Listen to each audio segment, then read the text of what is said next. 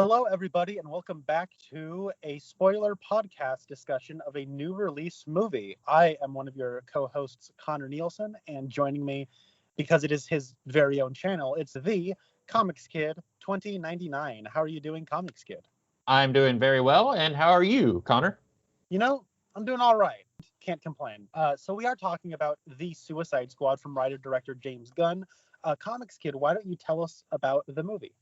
Okay, so this is a sort of sequel, sort of soft reboot of the 2016 Suicide Squad movie. It's basically a very similar premise. You've got a world-ending threat, and the government has a team of supervillains that they get time off their sentence if they can perform these very deadly missions. And this group has to save the world, and there are twists and turns in their mission, very similar to the previous Suicide Squad movie, but this one is directed by James Gunn and written by James Gunn. And we have mostly a new cast. The only returning actors would be Margot Robbie as Harley Quinn, Joel Kinnaman as Rick Flag, and Amanda Waller. I am blanking on her name. Viola Davis. And also, Jai Courtney returns as Captain Boomerang. That's right, yes. And so that is our cast, and that's the best I can do on a non-spoiler synopsis. And then we'll get more into the plot as we get further into the podcast. But Connor, what did you think of this movie? The Suicide Squad is probably my favorite of these DCEU movies. Previously, that title was held by Shazam, which I know was a movie you were not too fond of. I think you found it kind of boring. And so I remember with the first Suicide Squad film, that was one of not just the most disappointing theater-going experiences I've ever had, but it was, I think, for my money, one of the worst films to escape a major studio of the entire last decade. I think that movie is horrible, and I can't believe it was actually made by a major studio. But I think the reason why I had such a negative response to that movie was because I was looking forward to that. I thought a Suicide Squad movie has always been a cool premise. I think it's basically just men on mission movie with DC characters and, cool superpowers and whatnot. And ever since I was like a teenager and I'd heard the premise of the Suicide Squad, I thought it was great. And so them making a Suicide Squad movie, I figured would be a instant slam dunk. It might sort of be only existing because it's coasting on the success of something like Guardians of the Galaxy. But regardless, I just think you can do a lot of cool stuff with a Suicide Squad movie. And the Suicide Squad 2021, written and directed by James Gunn, is pretty much exactly the movie I wanted in the first place. It is, pretty, someone might look at this and go, oh my gosh, it's so crazy and wacky and over the top and madcap and slapdash and violent and, just kind of irreverent and all that stuff. But I think at the same time, it does do a good job of balancing its pretty sizable cast. I really like its structure. And I think that James Gunn as a filmmaker, I think has really, really grown even since his Marvel films, which I know were his first foray into big budget Hollywood filmmaking. This one, I think, kind of, for me, puts him on the radar in a way he wasn't even after Guardians of the Galaxy 2, which is a movie you and I both really, really liked. So those are my general thoughts. If I had to say, no spoilers, my favorite character, I've now seen this movie twice, but my favorite character might be King Shark, who is voiced by Sylvester Stallone. Comics Kid, what did you think of this movie? So last time we spoke, I said I had very low expectations for this. All I wanted was for this movie to be better than the 2016 Suicide Squad movie, and it is by quite a bit. Having said that, I enjoyed this movie, but I don't think I loved it. And a friend of mine was saying he liked it better than the last few DC movies, and I instantly said, yeah, I think I did too. And then I thought, wait a minute, the last few DC movies was Wonder Woman 84 and Birds of Prey. And I'm like, yeah, I didn't like either of those at all. So, it's not really saying much for me to say that I liked it more than those. I would say it's probably one of the best of the DC movies. I think, though, I probably, if you told me I only have like 2.5 hours to watch one more movie for the rest of my life, I would probably rather watch Aquaman than watch this.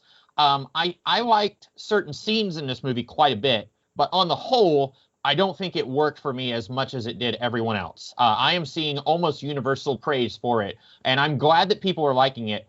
But there were quite a few things for me that didn't quite stick the landing. I got you. Yeah. I'm seeing a little bit of a mixed response from this personally. I know you and I occupy different corners of the internet. So I think of the people I've talked with, I enjoy this probably more than I would say 2/3 of the people I know. Mhm. I watched this in the theater and I had a blast. And then I watched it with friends at my apartment last night on HBO Max. And um, I would say like my brother, my other brother, and then my two friends who watched it, they would probably, give it like a solid thumbs up. I would probably give this movie like two thumbs up. Like I was really, really into it personally. So I think largely, if you had to like put like a number rating, which is something we don't really do here, I'm seeing most people giving this like a 7. I would probably give this like an 8 or an 8.5 or something like that. So that's kind of where I'm at with it. Okay. Yeah, I don't have any notes written down for this. I really don't know where we will go. I don't necessarily think we would have to do like a scene by scene thing, but I guess my first question, did you know, like, 'cause spoilers now, we're right into spoilers here, but so the movie opens with Rick Flag. He has a team of supervillains, and it's characters like Mongal, Weasel, Captain Boomerang, the Detachable Kid, and it's Javelin, and then they go on their mission, and then just about everybody on that team dies. And then we cut over to another part of this island that this mission was going to, and then we find out that Rick Flag's team was actually just a distraction so that the main characters of this movie could do their thing. Did you know that was going to happen in the movie? No, I did not. Okay. How about you? I had a friend of mine who theorized that that was going to happen. He, I think, was more excited for this than I was. I'll be honest, I didn't even know this movie was out until like 2 or 3 days ago. I saw trailers saying out this Friday, and I was like, oh, that's coming out now. Okay, like so, I wasn't really keeping up with this movie. I don't think I saw any trailers. I may have seen some like screenshots from trailers, but I didn't really wasn't keeping up with what was going to happen. And but a friend of mine, he told me, he was like, I think there's actually two teams, and I think one team is going to die. And so that happened, and I wasn't super surprised, I guess, because he had already told me, and I wasn't like, come on, man, why'd you spoil that for me? I wasn't, super invested with this. It's going to sound like I was just kind of like bleh about this movie, and that's not true. Like I went in hoping that it would be better than what you call, one of the worst movies of the decade. So, maybe that does sound like I was being very neutral on it. But yeah, that I guess is I think one thing a lot of people probably were a little disappointed with in the previous movie, I think I was to an extent, was how safe it felt like all of the characters were. Like, this is supposed to be a team with a very high mortality rate, and the only two characters to die in the first movie were the two least important characters. You have one guy who, like, they don't even do like a little fun music video intro for him in the montage, so he's going to die. And then the other one is like he's part of the group, but he doesn't really do anything in the movie, and then he dies. And so like it felt like they were like really trying to hold on to all these characters. We might want to use them again. And I think like what they should have done was did what this movie did and get a whole bunch of nobody characters and then kill off a whole bunch of people. I don't know what your thoughts are on that, but I was kind of I was a little bit happier with this movie for being more willing to pull the trigger on some of these characters and show that, yeah, it's a Suicide Squad. Their characters are going to die in the field. I think that the opening sequence of this movie, which is, I would say, everything from the first shot all the way to the credit written and directed by James Gunn, I think operates as a really solid. I don't know if I call it like a short film, but like it really functions as a solid. This is the premise. This is how the premise works. So we begin, and through a lot of like the first 10 to 20 minutes, I wasn't really keeping track, but like it's sort of centered around the POV of a Michael Rooker character named Savant. He has long white hair. He basically looks like a Rob Zombie character. And so we meet him. He's in a prison cell. He is bouncing a ball around, and then he uses the ball, and because he sees a little bird, and he kills the bird. And then we don't waste any time. Amanda Waller shows right on up and just sort of gives the quick rundown of exposition of here's the way it works. You do a mission, you get a 10 years off your sentence. If you try to run or bail, we're going to kill you, and it's a very hard mission, so you will probably die. And then you sort of get people like dropping quick lines of exposition, but what the thing does very well is it shows you what a Suicide Squad mission is. They have them with a bunch of no-name Z-list characters. They go on a big mission. They're kind of bad guys. They have the scene from Predator, where like Jesse Ventura is like throwing out one-liners, and like Arnold Schwarzenegger's sharpening a knife, and that scene in Predator where it's like you're meeting all the guys before they're going on their mission. It's like they have a similar scene here. It's a little bit more comedic because this is a James Gunn movie, and then you see like the entire team just like go up in flames because they're expendable. And then you see Savant like freaks out, and he bails. They blow his head up, and then you see that this was all a distraction for the other team of like the actual characters that you're going to be watching. And then at the end of the opening credits, you see a little bird eating the brains of Michael Rooker's character. Like it feels nice and bookended, and it just like does a good job of showing you this is the premise of Suicide Squad. Now, by contrast, the 2016 film, I think, spends roughly 40 to 45 minutes of its runtime just explaining the premise of the movie over and over and over again. It's like, no, I don't think you get it. What if Superman wasn't cool? No, I don't think you get it. We need a superpowered team of like criminals that we can have under our control. Oh, no, I don't think you get it. Deadshot's on this team. Like, you know what I mean? Like, it's just over and over and over again. We get like the same premise. And then the actual movie starts in Suicide Squad, like 45 minutes into it. And it's not even a Suicide Squad movie. Like, it's, the whole like point of having a Suicide Squad thing is you send them to do nefarious deeds for the government. And if they get caught or are, captured, the government denies any involvement. They have plausible deniability because they're a bunch of villains in the DC universe. And then in the first Suicide Squad movie, they go on a mission with a bunch of army guys. Then why is this even a Suicide Squad movie, right? Like, so with this though, the way it's structured is we only get the mission of this movie. It starts off at the beginning of the mission. It ends with them leaving the mission on their helicopter, and then it's over. You don't see anything outside of this mission. And I think the way James Gunn structures everything, it does a good job of like right from the get-go, we understand like what Suicide Squad is as a premise and what the consequences are if you fail, how hard the missions are, etc. And then we meet our actual cast of characters, and we don't need them to spend the next 30 minutes stressing how important or dangerous their mission is because we already got it. So that's what I really liked about the beginning of it. Yeah, and you succinctly just explained a reason why the previous Suicide Squad movie is so terrible, and I really wasn't thinking about how this movie does that better, because really you shouldn't have to say that a movie should start when the movie starts, instead of saying, what if the movie started 45 minutes into the movie?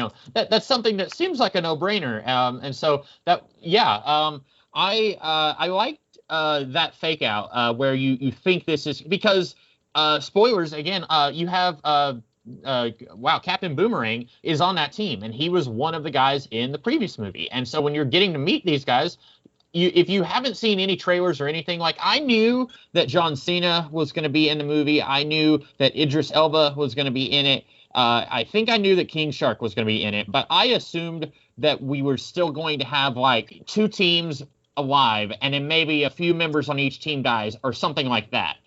So like when we're seeing this team at the beginning, I thought, okay, some of these guys are probably expendable, but I was surprised they killed off Captain Boomerang. And then I was thinking, oh, did they just kill off Harley Quinn? Did they kill off Rick Flag too? And so like they did a good job there at the beginning of saying, look, there's characters here that you recognize, so we're not going to kill them off. And then they pulled the rug out from under you. I thought that was pretty good. Yes, and I thought like that. I also had that fear of like, oh my gosh, did they just kill off like Margot Robbie in this movie, like, one of the big draws of this movie, like, immediately. That's like, good luck trying to like make, your Birds of Prey franchise and all the other like Harley Quinn merchandising. Like, wow, I didn't think DC would let this happen. Now they don't. But what I thought it was kind of cool is upon a rewatch, there's that big shot of like the Team A that gets murdered.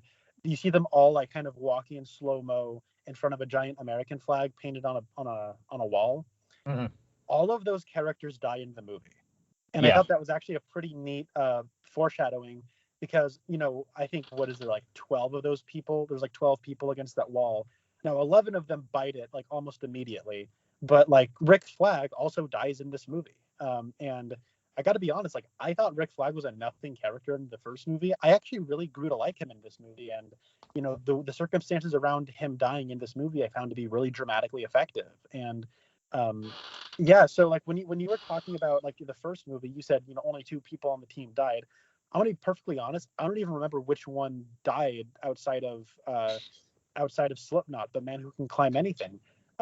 Who was the other person who died? Diablo. Oh, okay, yeah. Did you remember Diablo was in the movie?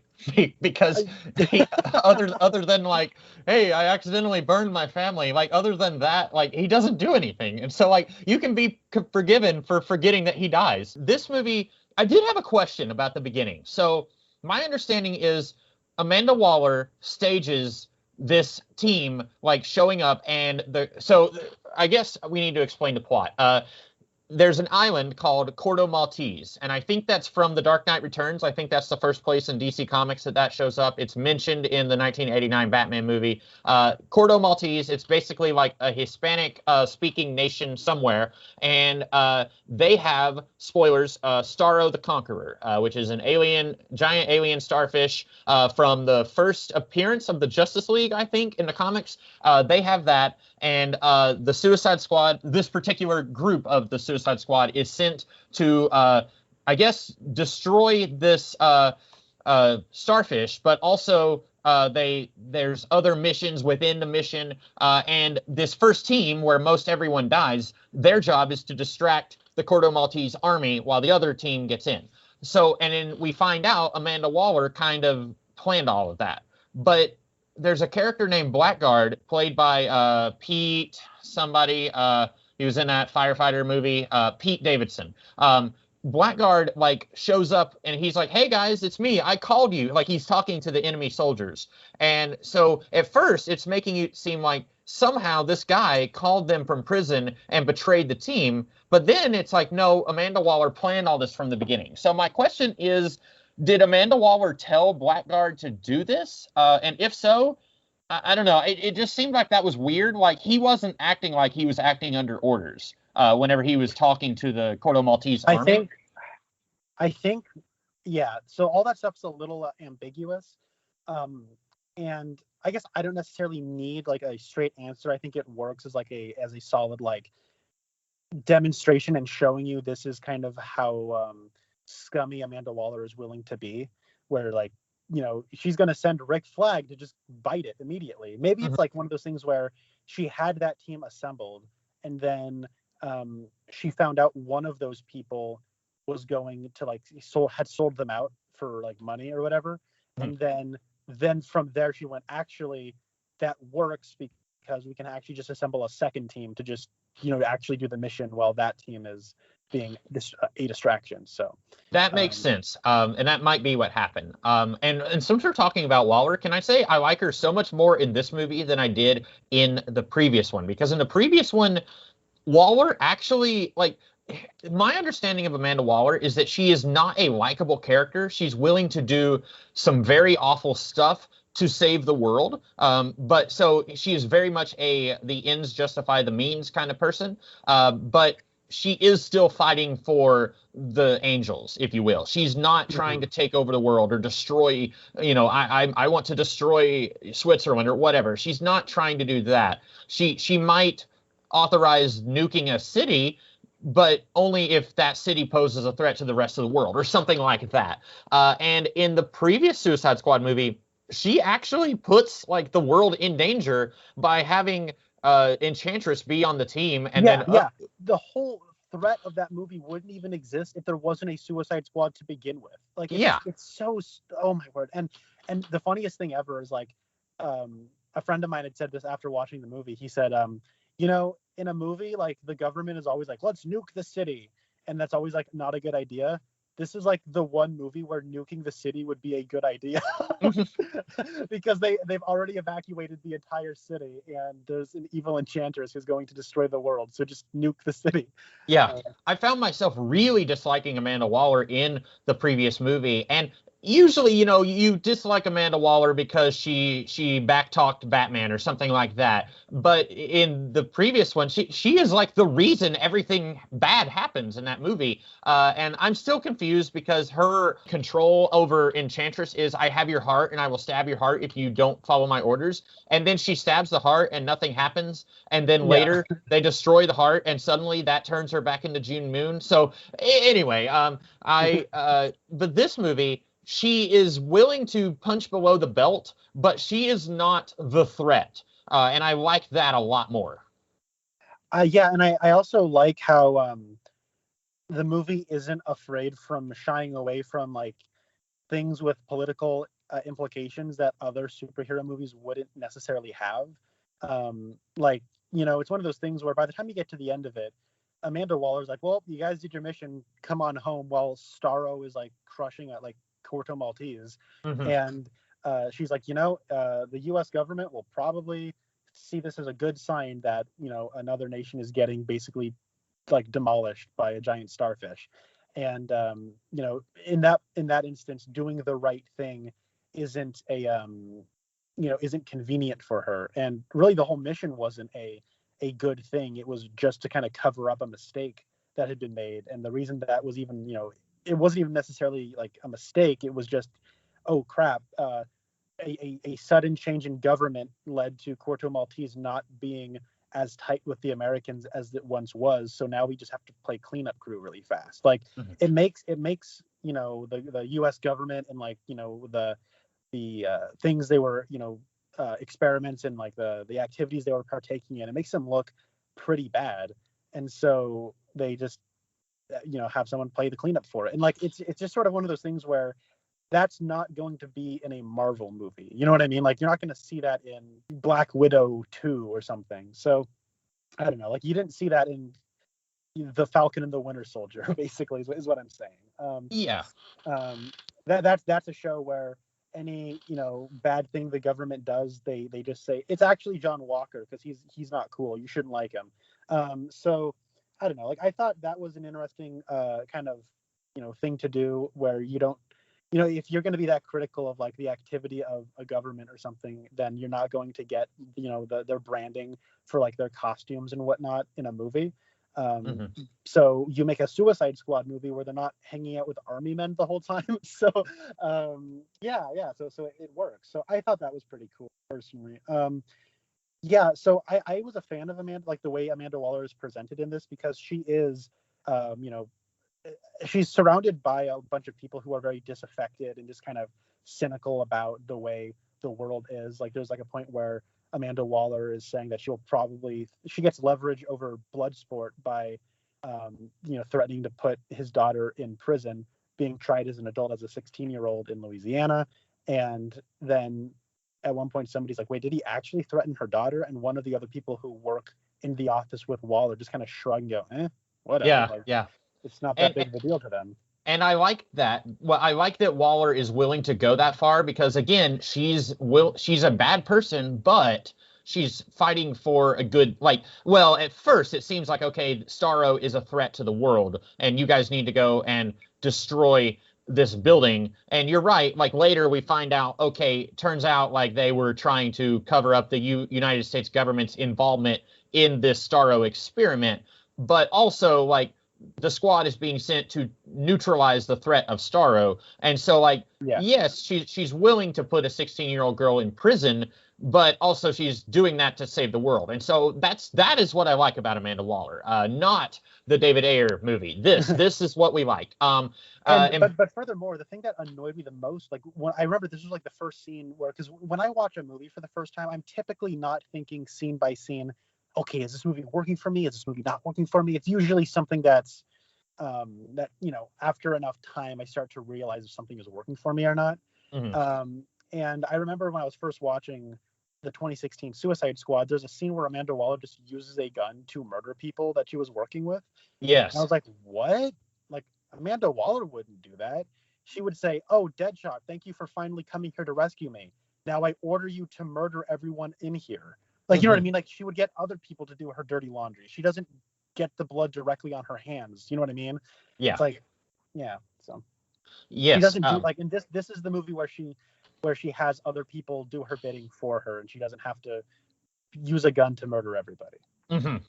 And you mentioned her disaffected coworkers, and I want to 2 points. One, when in the first like 2 minutes of the movie, there's a doctor who puts a bomb in Michael Rooker's neck. That doctor is played by comic book writer John Ostrander, who co-created the Suicide Squad in the '80s. And also, I don't know if it's pronounced Ostrander or Ostrander, because I don't think I've ever heard anyone else say his name. But in the TV series Arrow, there was one episode where Diggle and his friends with benefits, who she worked with Amanda Waller, they were going to a hotel to hit it and quit it, and Amanda Waller met them there, and she said, "Oh, you guys aren't the only ones who use the Ostrander suite." So I don't know if it's Oh, okay. Ostrander or Ostrander, but anyway, that doctor, the one who said "good dog" to Michael Rooker, that's co-creator of the Suicide Squad. Oh, But that's cool. I didn't know that. That's yeah, awesome. yeah, and that's one thing I feel like James Gunn is really good about. Like I want to I want to give an opportunity to like this guy without whom we wouldn't have this team or this concept. And like, sometimes a comic book movie will forget to even create or credit the creators of the character, or they won't pay. Like Jim Starlin got paid more for KG Beast showing up in Batman versus Superman than he did Thanos, Drax, and Gamora showing up in any of the Marvel movies, and he co-created those characters. And so, like, I don't want this to turn into like dissing on Marvel or anything, but like sometimes it's kind of cool to give like hey, do you want to be in a movie? Have like one line of dialogue. Like I thought that was kind of neat. But also the other coworkers. There's a scene where they are all taking bets on which members of the squad will live or die, and I think that might have been the funniest thing in the movie for me. It reminds me. I don't know if you've ever seen The Cabin in the Woods. By it's a Drew Goddard, I think, directed it, but that there's a similar scene in that, but I think this scene works so much better here. I thought it was so much funnier here than it was in that movie. Yeah, I want to just say that like I thought the humor of this movie really really worked for me. I think like right from the get go, like so I personally don't much care for Pete Davidson, and most people I know also don't care much for Pete Davidson. And when I was watching this with friends last night and it starts, a friend of mine went, "Is that Pete Davidson?" I went, "Uh huh," and he went, "I really hope he's not in this movie too long." And then like the first thing that really happens in this movie is he gets his face blasted off, and everyone I was watching this with started laughing and clapping. And then like immediately, like the way Captain Boomerang bites it is like surprising and funny, and he gets taken out because Mongal is trying to take down a helicopter, and then she ends up burning alive in the helicopter wreckage. And then like Nathan Fillion's character is the detachable kid, and like his arms coming off, like that whole scene is extremely funny.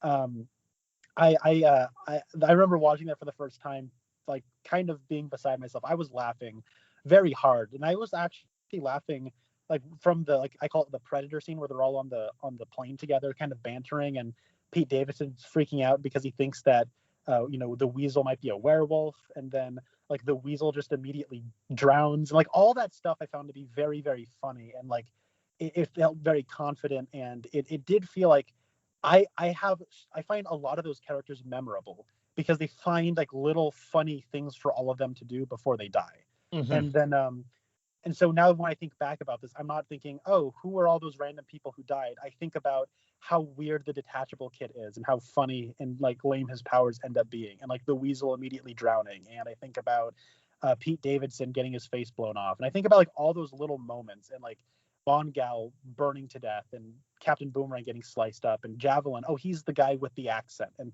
I don't know. We haven't really gotten past the opening of this movie, but I do think it's an effective opening. Yeah. I just real quick, I want to say, I think that the word Mongal, I guess it's a pun on because there's another DC Comics character, Mongol, who famously he was in the comic book story for the Man Who Has Everything, which later became an episode of Justice League, maybe Justice League Unlimited, I don't know. But so there is an alien called Mongol, and I've always assumed that Mongal is from that same species, and that's a pun that I think works better in print than it does when you say it out loud. Because when I think Rick Flag was the one saying, we got TDK, Javelin, Mongal, and I was thinking like, oh, okay, like I get it, but I was like, that one hurts. That's like a dad pun almost. And Yeah.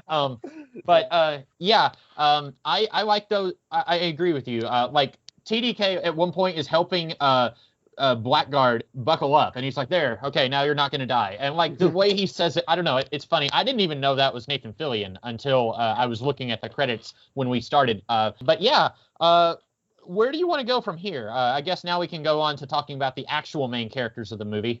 Yeah, so I just want to say I'm a fan of the way this movie is structured. I like how the opening 20 or so minutes with like the fake out of this is not actually the team of main characters we're going to be following. It's actually these 5 people that will eventually become 6 because Harley will join up with them. And or maybe it's just 4 people at the beginning and then it becomes 6 because Harley and Rick Flag joined them.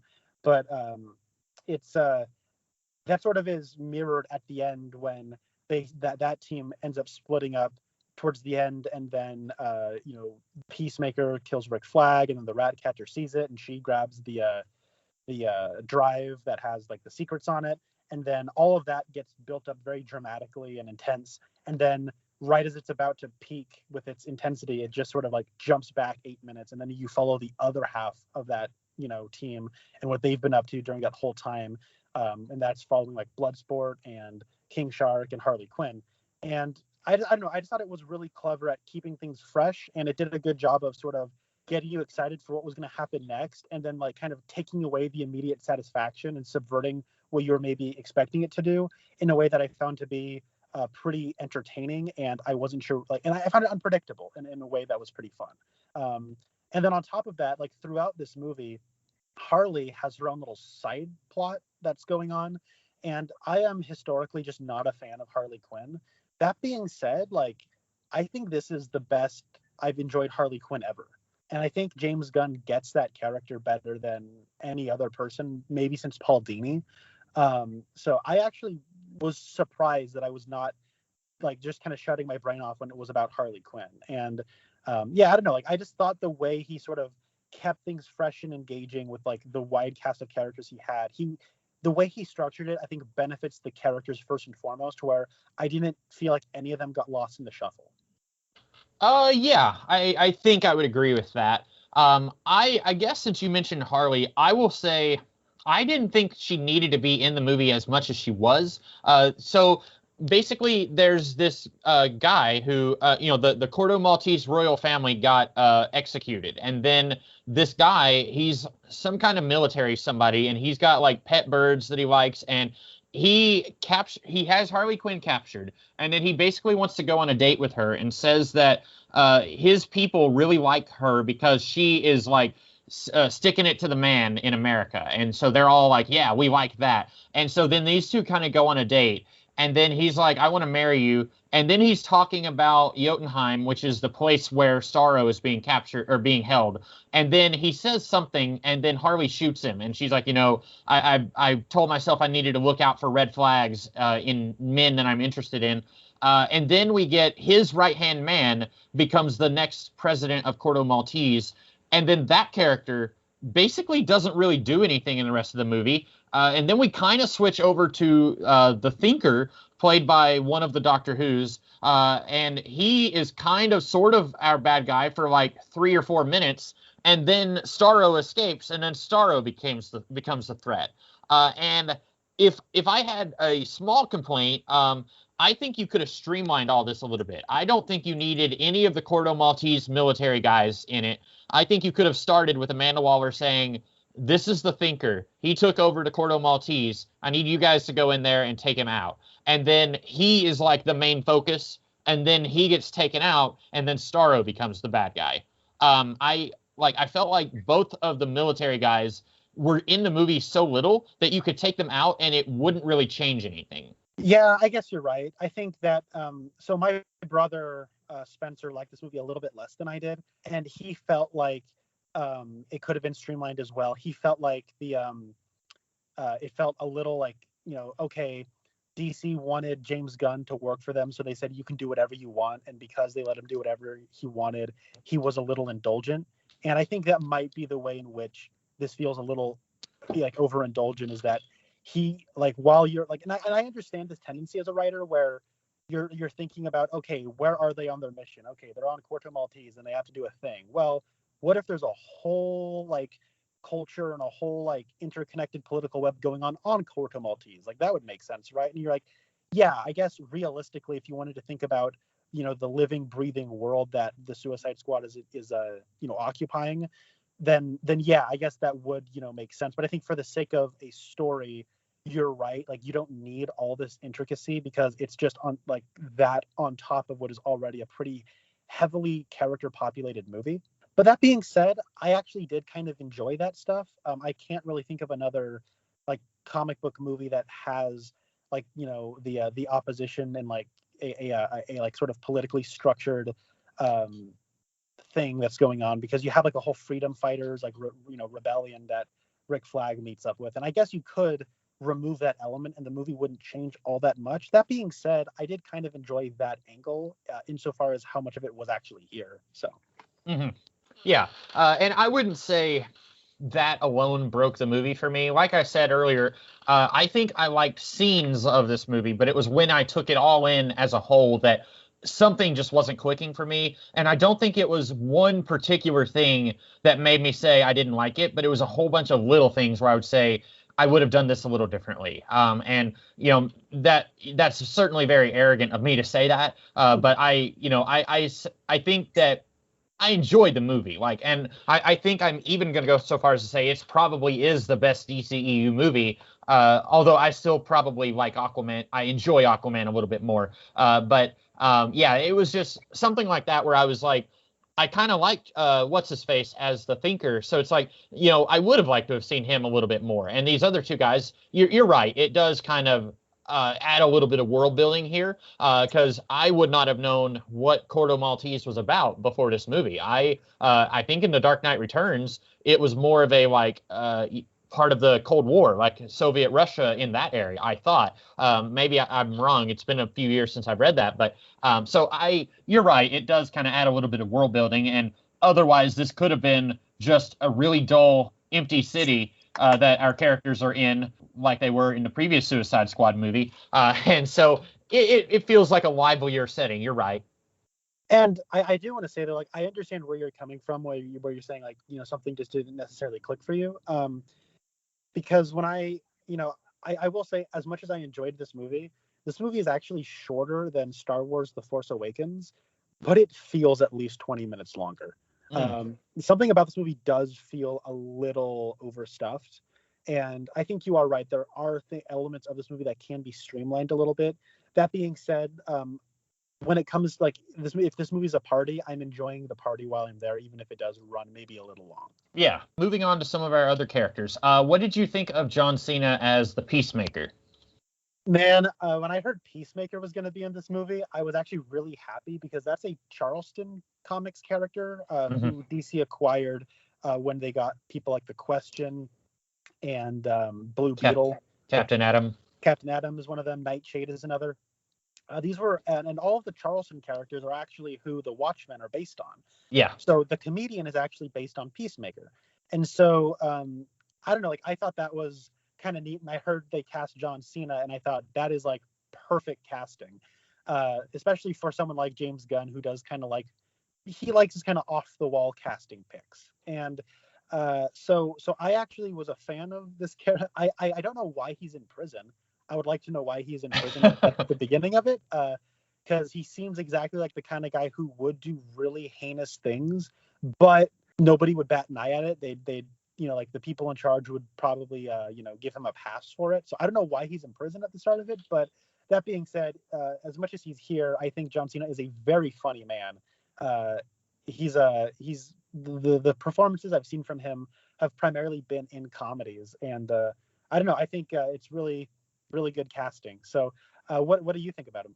I don't think I'd ever seen him in anything before. I thought he did really good. I, it's hard for me to say that I like the character because you do kind of. I found myself rooting against him by the end of the movie. Because we'll just go ahead and say it.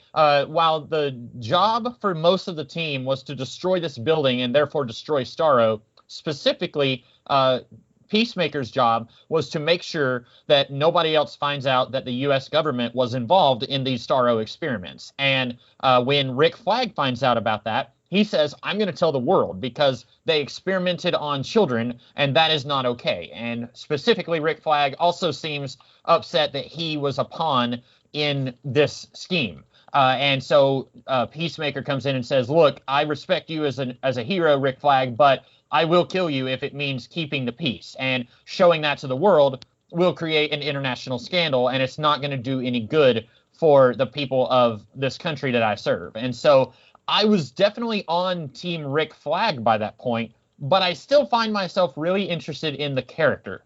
And you mentioned the Watchmen connection. I feel like Peacemaker's his whole thing has kind of been informed by the comedian since The Watchmen. I feel like I don't think I've ever read a pre 1985 Peacemaker story, so I really don't know how he was portrayed before The Watchmen. But if you look at a lot of the stuff he does in this movie, I could very easily see the comedian kind of going down that route also. Yeah. And so that worked for me. And I think it helps that they get a naturally likable guy to play this character. Because if they had gotten, say, Pete Davidson to play Peacemaker, like, I don't know what it is. I also don't like him, and I've never seen him in anything before, so I don't know what it is. But if they had gotten him to play Peacemaker, I don't think that we would have been as like, yeah, I like that guy, even though he's on the wrong side of this conflict, and I still like him. You know what I'm saying? Yeah, and I think though, like, what I think is a good casting about John Cena is, like, you're right, he is a very naturally likable, very funny guy. And it's one of those things where I think by the time you get to the Peacemaker versus Rick Flag fight, you're not supposed to be rooting for Peacemaker.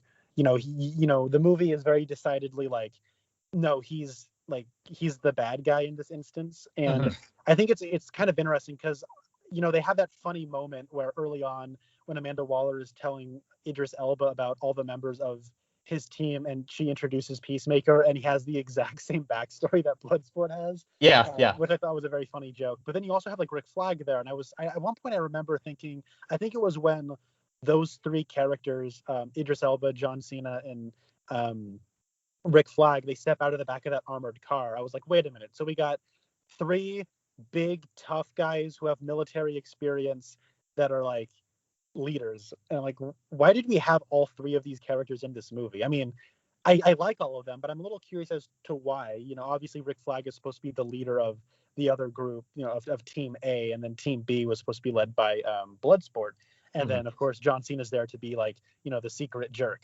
and he's supposed to be like the turncoat. So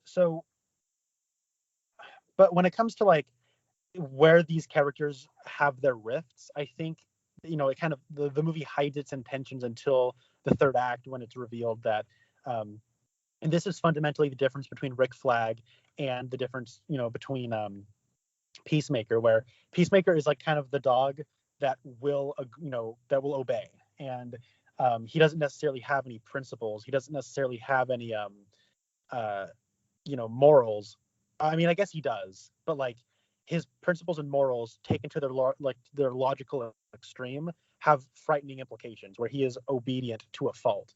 And then you have someone like Rick Flag who fights for what he believes in, but what he believes in might not necessarily, taken to its furthest extreme, align with the people he's fighting for. And so that's like what I like about what the movie's doing, and it doesn't need to like stop itself to explain that. You kind of get it just from the natural case of where this conflict is at the end. So I like that aspect of it. Yeah. And you mentioned, so there's one part where they're all in a bar waiting for the Thinker to get there so that they can kidnap him, and he can take them to the building and say that they can fulfill their mission. And then the soldiers come and they're like, hey, we're looking for some Americans. And then Bloodsport sends Ratcatcher and Polka Dot Man. I don't think we've even mentioned Polka Dot Man yet. He sends them with the Thinker, says, you guys go, we'll hold them off, we'll stall them. And then Bloodsport says, hey, it's me, you're looking for me. And then Rick Flag is like, yep, us too. And I was like, wow, the three most level-headed members of this group are the ones who are going to get captured. And then Ratcatcher and Polka Dot Man and King Shark are going to fulfill the rest of the mission. I was like, there is no way that this won't go wrong. And I was wrong. Like 3 minutes later, they all rendezvous together. And in that scene where the three who were captured are in the van, and then in like 3 seconds, they disarm the soldiers. I was like, man, I like some of the other characters in this movie, but I really wish we could have just had a movie with those three guys. Because like you said, they're very similar, but they're also just different enough that you could play off of those similarities and differences and have a really cool story, I think. There's one part where this movie does do a thing that kind of irks me a little bit. I'm not sure if you noticed this, where periodically it's like, okay, let's stop. It's time for someone else to have one of their origin stories. Ratcatcher, why do you love rats so much? And so in that part where Bloodsport is explaining why he doesn't like rats, and he says something like, when I wouldn't do a mission correctly. And it shows the focus is on John Cena, and he kind of nods his head a little bit. And I was like, man, like these two have been at each other's throats for most of the movie. And I kind of wished that we could have had, like, they start off, they don't like each other. And then, like, when they're shooting everyone in Alice Brega's village, maybe they start to kind of like each other a little bit, where, like, they're both like, I admit that was a really cool kill that you just did. And then they're kind of begrudging friends, where it's like they respect each other and they like each other. And then at the end, spoilers, Bloodsport shoots Peacemaker, because Bloodsport made a promise that he was going to get Ratcatcher out of this mission alive. And then he sees Peacemaker holding a gun on Ratcatcher. And so, like, by then, it's like, oh, man, like, you feel bad because this guy that Bloodsport kind of considers a friend, he now has to shoot him. And then at the end of the movie, he tells Harley, Rick Flag was a friend of mine too, and I don't have many of those. And I wish we could have had more with Bloodsport, Rick Flag, and Peacemaker, all three of them, like, together and playing off of each other. That's a good point, and one I didn't really think about, but I think you're right. That being said, the scene of Peacemaker and Bloodsport trying to one-up each other as they're killing everybody in Alice Braga's village is a very funny scene. And I love that line at the end where he shoots the one guy and Bloodsport's like, that wasn't lethal. I win. He's like, they're explosive compression rounds. And then it explodes the guy. It's like, no one likes to show off. They do when what they're showing off is dope. And then he says AF, what that stands for. And then it explodes. Then what's his name? Bloodsport says the F word. He's like, it's kind of true. Yeah. Sorry, I'm jumping all over the place, but there was another moment of let's halt the story so that someone can say their origin story. At one point, Alice, is it Braga or Braga? I see. She is, I think, a Central or South American actress, and I don't know dialect what it would be. I know it's spelled Braga, so I say Braga. It might be pronounced slightly different though. I'm not sure. So okay. It's the lady who played Dr. Reyes in the New Mutants movie. That's the first thing that I ever saw her in. But anyway, she's like, we have to hurry. We're on a deadline. Let's go. We got to move. And then Polka Dot Man is like, oh, okay, that's a good time for us to stop so that I can tell you my origin story. I will say, first of all, you were asking why is Peacemaker in prison. I didn't even think about that. I was asking a friend of mine, why is Polka Dot Man in prison? And I said, I assume that he killed his mom, but I don't remember them saying that in the movie. I don't know exactly why. That's one of those things where I can just infer that he's probably hurt people with his polka dots. And maybe, like, in my own headcanon, because it's never really explained, I just kind of assumed he turned himself in. And maybe made a deal, because they talk about, like, when you first meet him, he has like a thing around his neck that he calls a power dampener. Maybe he wants to be isolated from everybody else. Like, that's just kind of what I was inferring from it, but it's never actually explicitly said. And he does say that he doesn't want to kill, but he, and so I will say, you said the humor more or less worked for you. I think there were a couple of scenes that I thought were funny, but a lot of times I was like, okay, this joke could have ended like 30 seconds ago. Polka Dot Man says it's easy for him to kill if he imagines that it's his mom that he's killing. And then we get three separate scenes where he's imagining people as his mom. There's one point when it's the Suicide Squad. It's one point when they're in the bar and he's dancing and everyone around him is his mom. And then again when it's Starro. And I personally didn't need that at all. I didn't think it was especially funny. Like, whoa, it's his mom, except wearing Harley's clothes, or I don't think Harley was with him at that point, or it's his mom, but she's wearing Rick Flag's shirt or something like that. Like I didn't really think that was all that funny anyway, and then they did it three times. And if it was a joke that if it was a joke that had actually worked, I might have been like, oh, okay, they got us again. It's Starro this time, but I didn't think it was funny the first time. And so when we kept getting that, I was like, okay, let's stop with this. Yeah, I mean, I can see where you're coming from. That wasn't exactly like it wasn't my favorite joke in the movie. It also wasn't like I also didn't find it not funny. It was just kind of, okay, this is a humorous bit. And that's kind of the thing about James Gunn, is he definitely has a distinct style of humor, but he also does have a variety in the kinds of jokes he does. So yeah, that's just kind of, I would say, like, I don't know, that wasn't my least favorite joke, but it's also one that I'm gonna be honest, I kind of forgot about. Yeah. But that being said, if we're on the subject of Polka Dot Man, I actually really liked Polka Dot Man. That's the actor David Dastmalchian. He's an actor who's been in a lot of things actually, but he's kind of a character actor. He's in the Ant-Man movies. He's in The Dark Knight. I think he was in the Gotham TV show. He's going to be in the upcoming Dune movie. So where he's going to play that one guy from Dune who works with the Harkonnens. Okay. I think Peter De Vries, I think is his character. Which I think is really good casting, personally. Wormtongue played him in the David Lynch movie. Is that the one I'm thinking? Yeah, okay. Yeah. Okay, yeah, that is a good casting. Yeah, I like that. So I like that actor whenever he shows up in things. I think he had a small role in Blade Runner 2049.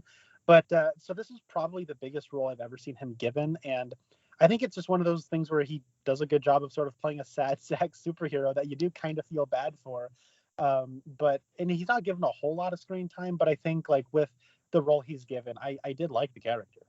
Yeah. I thought he was the closest thing, when you take out like Rick Flag, he's the closest thing to like, this is your normal guy who's on the team. And I think you need that when you have mostly a bunch of psychopaths and cannibals and murderers. Like, you need somebody who is just kind of normal. And I think he did a pretty good job, since Rick Flag, he's really not in the movie as much as you might think if you see him like in the trailer. Like, he's in scenes, but he's largely out of, like, for the first half of the movie, he's almost not in it at all. And so the Polka Dot Man is a good stand-in for the audience almost, I think.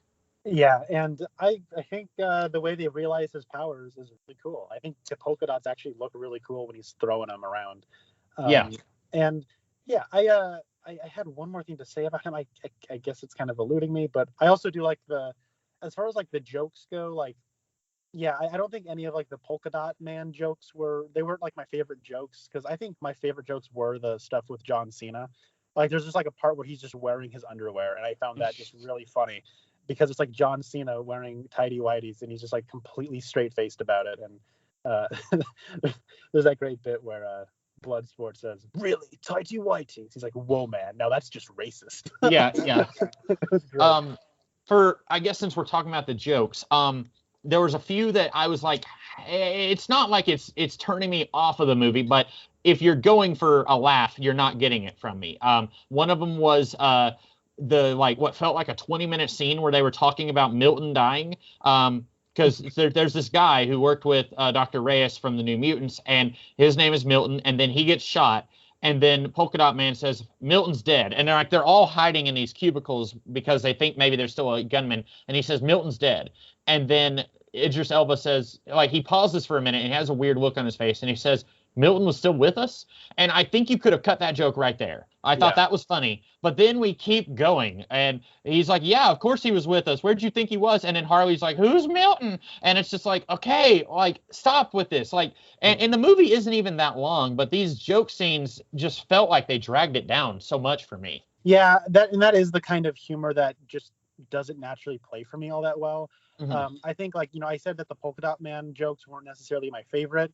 My least favorite, though, is probably Harley. I just don't find that character all that funny, and like it does sort of feel very reminiscent of like Deadpool humor, where it's like we're gonna make this observation, and we're not just gonna make this observation, we're gonna drag it out.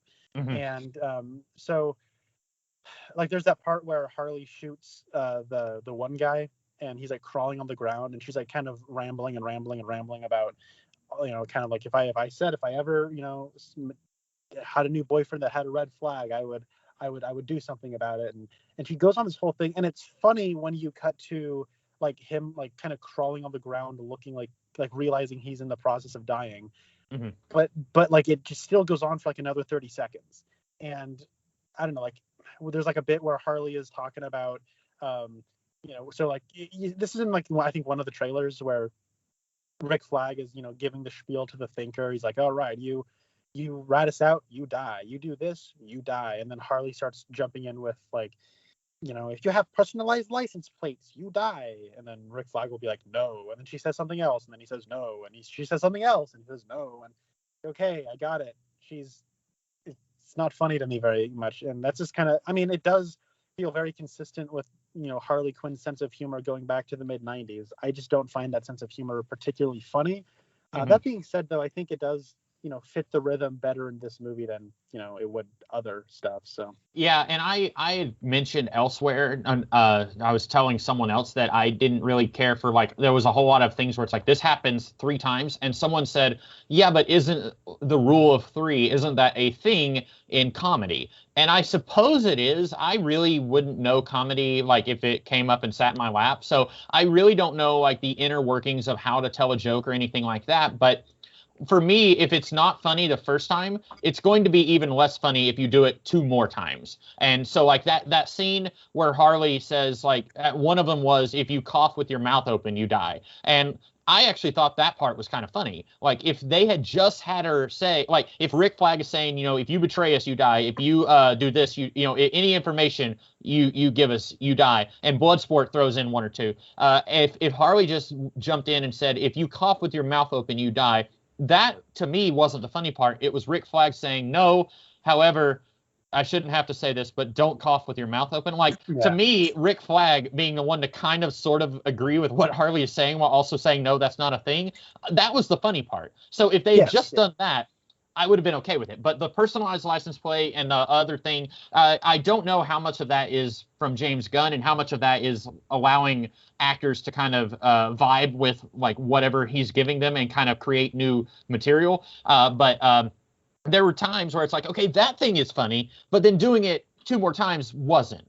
The other one I'm thinking of was when Amanda Waller is briefing the team, and then Ratcatcher says, "What's that?" And it's an old like overhead projector from the 90s. I don't know if you ever had those in class, Connor, but those were all over the school system when I was in school. Like, a math teacher would put a transparency on and point it at the screen, and you have to do like the problems or whatever. And so it never really occurred to me those are not in school anymore, because now they probably got electronic projectors on the ceiling.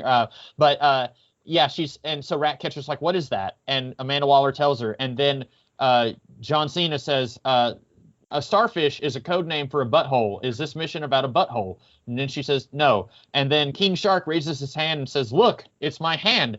And I was like, any one of those would have been fine, but just doing 3 of them back to back, I was kind of like, okay, let's get on with the rest of the movie. That's the only other one I can think of. I don't want us to just sit here and pick apart all of the jokes, but for me, like, it kind of reminded me of In Guardians 2, and I know we both like that movie, but I remember being like a little bit like looking at my watch when Peter Quill and Rocket were spending like 5 minutes talking about forced perspective. And Rocket's like, this little guy, he was like, an inch tall, he was riding the spaceship. And it takes forever for us to get to the point of, yeah, he looks small because he was really far away. That a lot of this movie kind of reminded me of that scene. Yeah, and I feel that way about the taser face scene in Guardians 2 as well. It's Yeah. like that was funny for 2 seconds, and it's a whole minute of this movie now. Hmm.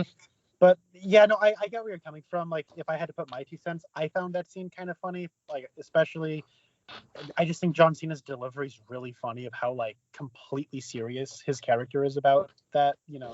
But okay, so I looked up the actress who plays Ratcatcher, and she is like my age. So Oh. here's the thing: when I had an overhead projector my entire elementary school career, like, and so it's like then when you get the like we in middle schools when we started getting these like electric sort of projectors, but then also in high school one of my teachers just liked having an overhead projector, and it was what he was used to. So like throughout even my high school there were teachers that still used overhead projectors. So it's like, to me, like it felt like one of those things where it's like, hey, this character's a millennial. They don't know what things like overhead projectors are. They probably don't know what VHSs are, right? It's like, yes, we do. Like that technology was still around. Like, I don't know, like the people who are my age, we experienced like our childhood was watching one form of analog technology transform into digital, right? I remember when CDs were turned into digital music. Well, you know what I mean? Like, I remember when it was like you had a Walkman, or sorry, a Discman, and then you had an iPod. Like, I remember like these changes, and like one of those things is, yeah, overhead. Like, I remember the last I remember having all of the Star Wars movies on VHS except for Revenge of the Sith, because that was the one they didn't release on VHS, and being like really peeved about that. And so it's like one of those things where I'm like, yep, James Gunn is very much a man in his 50s writing a character who was in their 20s. Yeah. I don't know, like that kind of like jokes about millennials kind of a thing is like kind of annoys me a little bit. It reminds me of like during the early 2010s, if ever you watched one of those like old man comedies, you'd always have a joke of someone going, wait a minute, it's a car, but you push the button to start it. What's up with that? What? Like, you know what I mean? I don't like those jokes, and so I don't really care about that joke. I went on a long time about that. No, But that's good. I will say though, Ratcatcher I really liked overall. And I really liked it. Like, she's like really kind of a nice, kind-hearted, young woman, and I liked her backstory. Taika Waititi plays her dad. That was unexpected. But what I liked about her is, as I like, those connections that James Gunn's able to make with his characters, how it's very obvious that Bloodsport was originally supposed to be Deadshot. Like, Yes. he is a marksman who has a daughter, and like, it's, you know what I mean. Like, and I remember when like they said that they were recasting Deadshot to be Idris Elba, and then Will Smith raising a little bit of a stink about it, and then James Gunn saying, okay, I will just change the character's name to Bloodsport. Now it's a different character. But that being said, like, I really like the kind of dynamic that they're able to get with Ratcatcher and Bloodsport, because like I noticed it too, like the whole, okay, let's pause for a minute or two so we can like explain our character's backstory. I felt that too. On the second watch, it bothered me a little bit less, I guess. But like, what I did like about that dynamic between those two characters is that obviously she is a daughter who has lost her father. He is a father who has, effectively lost his daughter. She controls rats. He's afraid of rats, and they kind of make a promise to each other that they will get each other through the mission alive. And then at the end of the movie, though, what I liked is when Ratcatcher is using, her rats to save the day, and what's his face, Bloodsport, is like having like a panic attack over it because all the rats are crawling around him. Yeah. Like, she's putting her hand on his shoulder and like getting him through it. And there's like something like really touching about that I found, where like they're helping each other through their trauma. And that's kind of one of those things I like about James Gunn's films, that they're funny and goofy and irreverent, and they have, funny jokes about, starfish is slang for butthole. Do you think there's any connection and stuff like that? But like, what I like is that in a lot of movies that are about trauma, they're very serious, they're very dark, they're very, what have you. And usually the way overcoming trauma is presented in those stories is it's this great obstacle you need to overcome in order to just be at your baseline. but in James Gunn's movies, and this one in particular, like overcoming your trauma, it actually like is like this transcendent experience where you self-actualize, and it's like you're not just at your baseline now, you're just a normal person. It's like, no, now you are the best version of yourself that you are, and maybe other people aren't as self-actualizing themselves now that you are as you are now. And I don't know, there's just something kind of harmonious and beautiful that I found about the ending of this movie. Yeah. I liked all that. I will say I don't know how they would have done it, but I do think like on the bus where she's like, "You remind me of my dad." Well, you remind me of my daughter. Like I thought that was a little, I won't say on the nose, but it felt a little sudden to me because these people just met like a day ago and they haven't really gotten a chance to know each other by that point. But I like the connection. And I don't know how else you would do it other than saying that these two had been on a few missions before. But I did feel like it kind of came out of nowhere for them to both acknowledge the parallels there verbally. I guess so, yeah. And because it's one of those things where I buy him seeing her as a daughter because the one scene we have with his daughter is that she stole something and got caught, and that's the same reason Ratcatcher's even in prison. But like for her, I would maybe expect her to be a little bit more reluctant throughout the movie. Maybe she could be very because she seems very willing to be open and and emotionally generous like King Shark. But maybe she doesn't extend that same generosity to like humans or something. You know what I'm saying? And so I don't know. Yeah, but like I can see where that is. I do overall net positive of those two characters, I would say, for me. Yeah. Speaking of Ratcatcher, I don't have a whole lot to say about her, but apparently James Gunn considers her to be the heart of the movie. And she does, spoilers, she is kind of the one who defeats Starro at the end. I felt like if she was going to be the heart of the movie, that she should have had more scenes before that. Because we do get the flashback like right before Starro gets defeated, where she's remembering her dad saying, rats are beautiful because they serve a purpose, just like all humans. And I think we needed more of her if she was going to be the heart of the team and the heart of the movie.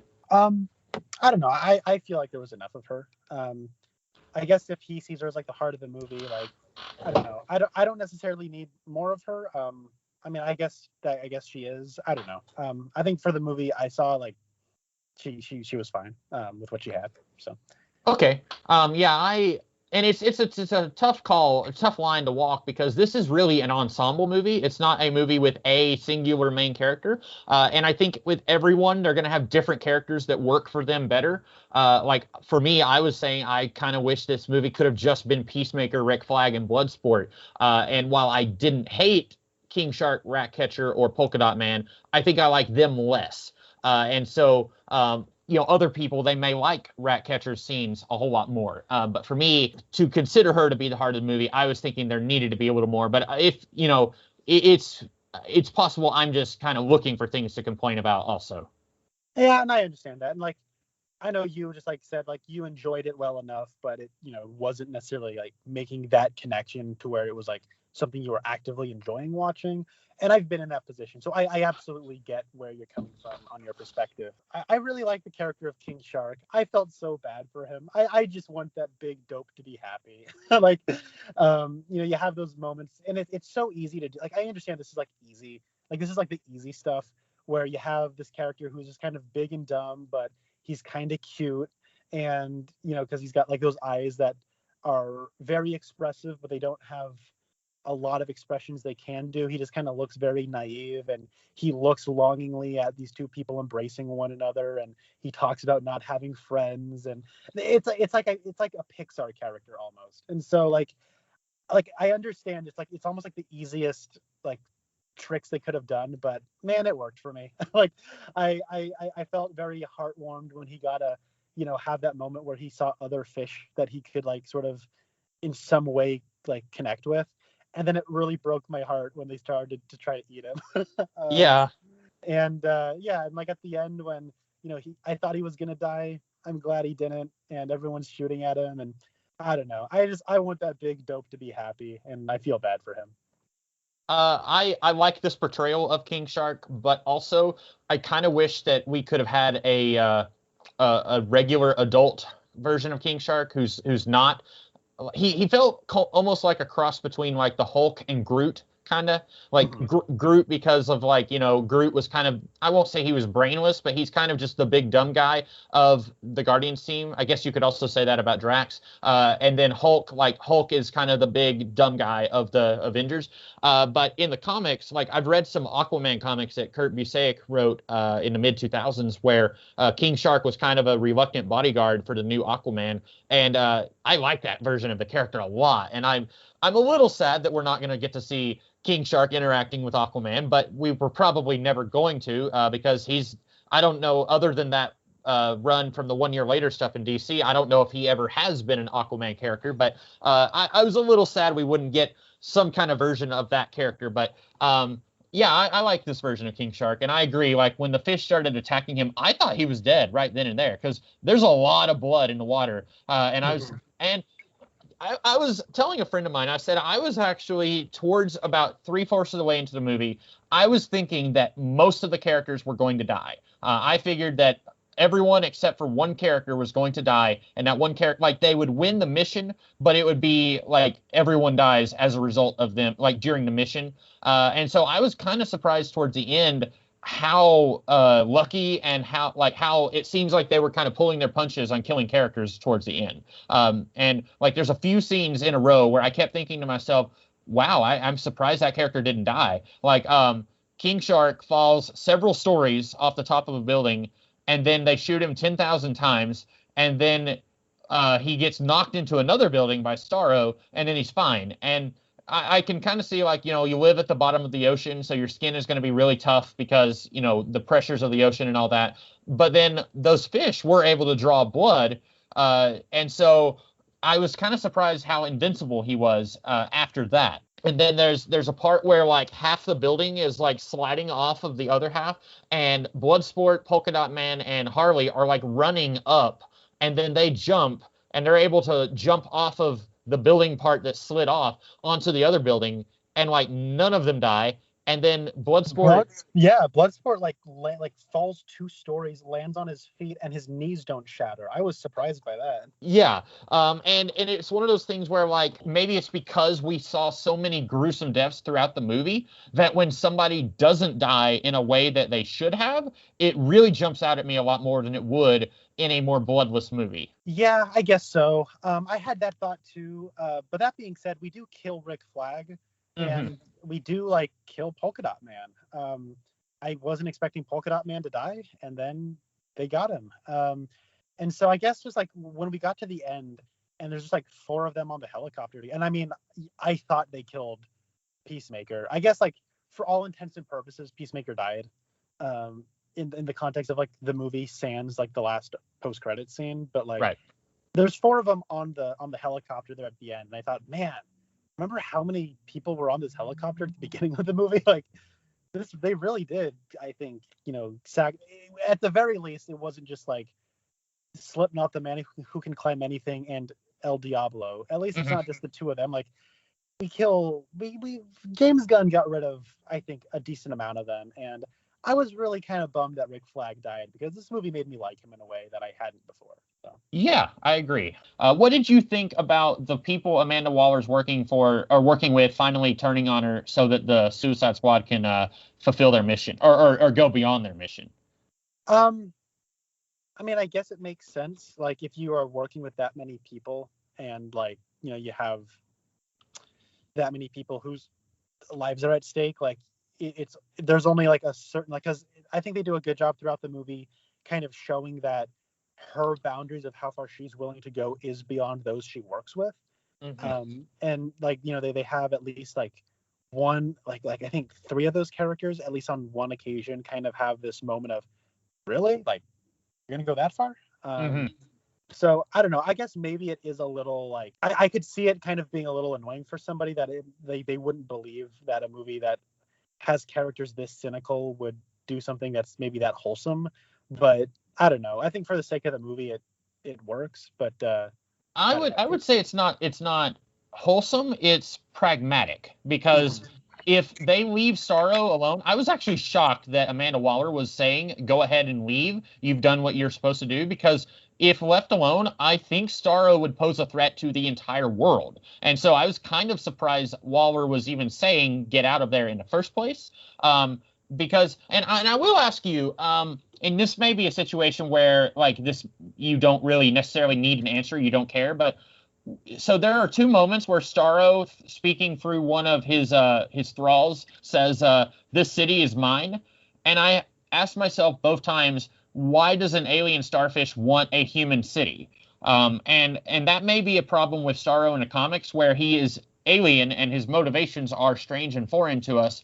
And I've only read a couple of stories of Starro. I know he shows up once in the Grant Morrison JLA run, and then in the right before the New 52 started, there was a series called Rebels that Starro was in. But I don't know if I've ever seen Starro's motivations actually explored. I mean, it's called Starro the Conqueror, but I was confused why this creature would want the Corto Maltese. And so, and that may be, like I said, that may be a situation where it's like, it's not explained, but who cares? Yeah, we get a little bit about like, backstory motivation.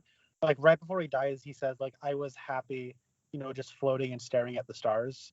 Mm-hmm. And so he was captured and experimented on for 30 years. And when we first get into like the basement where all those people with starfish on their faces are like there, we hear a line of dialogue where one of them says, I've been in here for 30 years, let me out. Mm-hmm. And that's Starro talking. That's not one of the people there talking. And Right. And at one point he does mention that like, I don't know, like I think if this is like, again, the movie doesn't really come out and say this. This is just me sort of inferring from what I'm getting from the movie, is that, he's probably just like really annoyed and like, well, not annoyed. He's very angry about, being a lab rat and like basically a prisoner for so long that he now wants to conquer and take over. With that being said, the Thinker does call him Starro the Conqueror, and I'm not sure why he calls him that, but yeah, because he said, I call him Starro the Conqueror. It's supposed to be insulting or derivative. He says something like that. Like he mentions like, I'm being cutesy calling him that. And I guess that's because like, well, he's called Starro the Conqueror in the comics, so we have to call him that here somehow. How about the Thinker calls him that? And so yeah, that was like a comic book reference that might not have made much sense in story. Yeah. That being said, though, they straight up did Starro, and I love it. I love how straight off the page Starro is in this. He's just a giant starfish with a big eye, and he controls people by putting starfishes on their face. It's great. I love that. I love him. I think he looks great. I love how colorful. I love how colorful this movie is. I'm gonna have to do a count of every time we take a crap on the David Ayer Suicide Squad movie, because wow, that movie was so dreary and dull and boring looking. It's just gray and black and really dark brown, and then like, whoa, there's Harley, blue and red, and then gray and dark, and like in this movie, like it's all colorful and I like it. But I like Starro's colors. I was, speaking of Starro getting killed, I was kind of expecting, because Harley at the beginning of the movie, the javelin gives her his javelin and says use it for, and then he dies. I was really thinking that that was just going to be like a joke, like we're not going to tell you what he wants her to use the javelin for. And so I was kind of impressed that comes back into play in the climax. Yeah, me too. I'm glad you brought that up. I had actually forgotten about that. I really enjoyed that aspect of the story, because it's the most like straightforward save the cat sort of writing trick to use at the beginning. It's basically just Chekhov's gun, right? It's Act 1, set up javelin. Act 3, pay off javelin. Yeah. But it's kind of a neat thing. I don't know what it is. It's something I don't know how I can quite articulate it. I just felt like by the time we're getting to the end, and you have, like Harley is just like kind of trying to find meaning in her own life by like finding meaning of how to use this javelin. You have Ratcatcher sort of like realizing that she's a small and insignificant person, but she's now serving a purpose and helping to take down Starro. And it's like you have all this stuff sort of aligning very, very well, and it like and like the music playing along with it, like it all like had this sort of it was all like working in harmony together in a way that just felt very artistic and like right, and I really liked that. Yeah.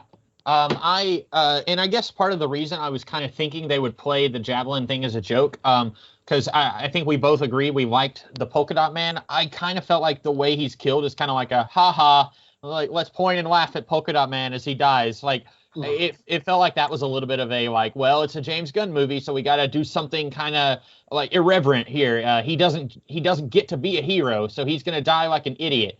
Kind of like that. I don't know. Yeah, I mean, I remember I was talking with a friend of mine, and he said the part of the movie that disappointed him the most was the death of the Polka Dot Man.